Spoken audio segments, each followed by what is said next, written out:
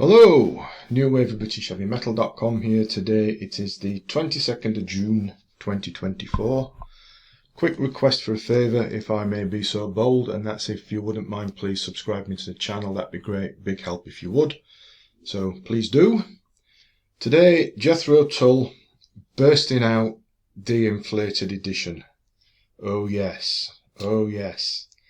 The series of Jethro Tull albums that are being, remixed and reissued with all the additional bells and whistles in these beautiful box sets continues with Bursting Out, which of course is the band's classic live album from 1978. Indeed, one of the classic live albums of all time in my opinion.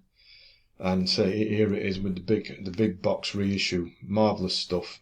This is called the Inflated edition.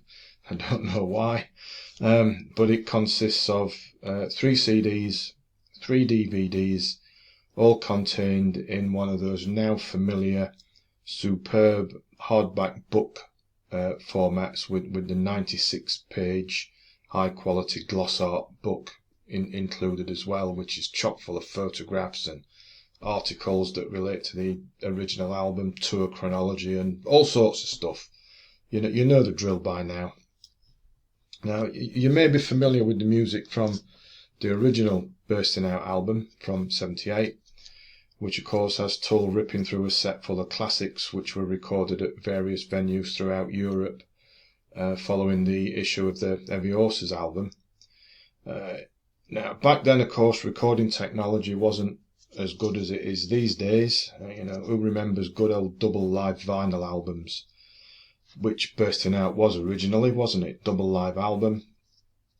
And of course, you couldn't fit the full set even on 4 sides of vinyl. So Bursting Out was cut down a little bit so it could fit on that double album. But even so, it's a winner, isn't it? I mean, just look at the set list, just to pick a few out. You've got Lullaby, Sweet Dream, Jack in the Green, Songs from the Wood, and on it goes. Now here in this Inflated edition, the first CD is the original Bursting Out, remixed by Steven Wilson, who remixes everything these days, doesn't he?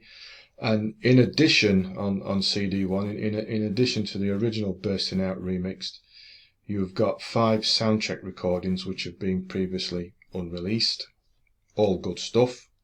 CD2 is billed as Bursting Out Part 2, which was recorded on good old-fashioned 8-track, would you believe, back in '78 at various venues in Germany, and I think there was one in Switzerland. Again, Steven Wilson's twiddled various knobs, and on this version we've got stuff that isn't on the original version, such as Thick as a Brick, Hunting Girl, Minstrel in the Gallery, Aqualung, and plenty more, and some more previously unreleased soundcheck recordings. So it's really good to listen to stuff like this. And CD3 is, oh yes, Steven Wilson twiddling things again. And this CD3 is Jethro Tull's performance from Madison Square Garden back in 1978, much of which, if you remember, was broadcast live on TV via satellite. Get to that in a minute.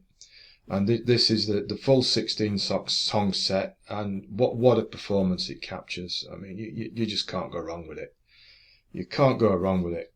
Anyway, they're the 3 CDs, and now the DVDs.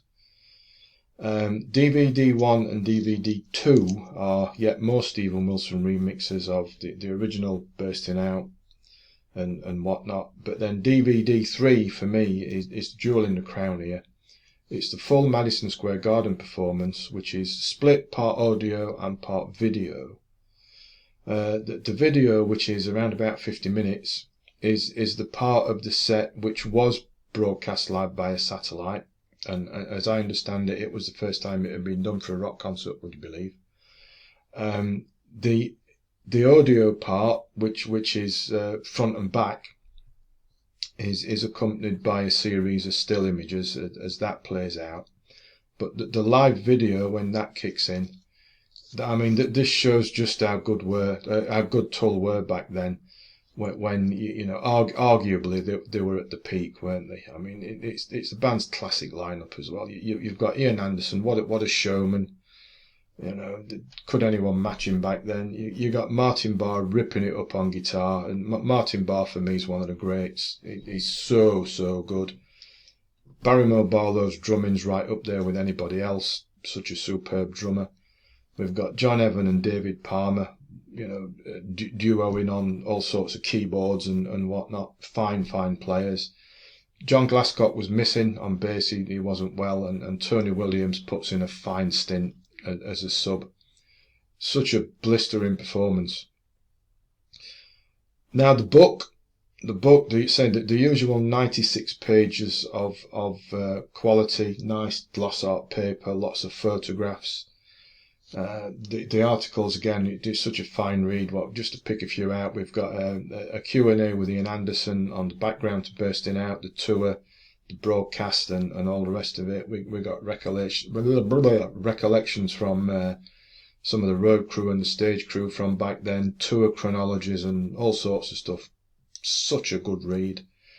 As with all the other Tull box set reissues, this is just high quality, and it's a must-have whether you're a Tull fan or not, I think, because it's such a wonderful thing to own. And like all the others, as I've said, it's of the highest quality.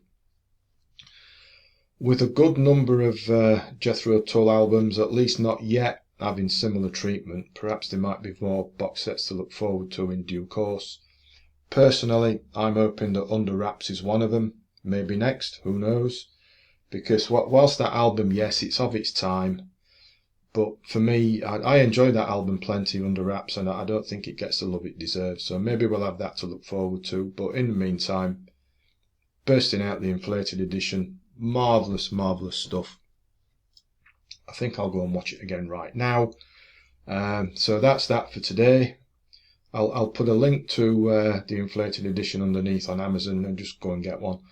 There we are. So please do subscribe to the channel before you go, because that'd be marvellous. And as always, thanks for watching, thanks for listening, and take care.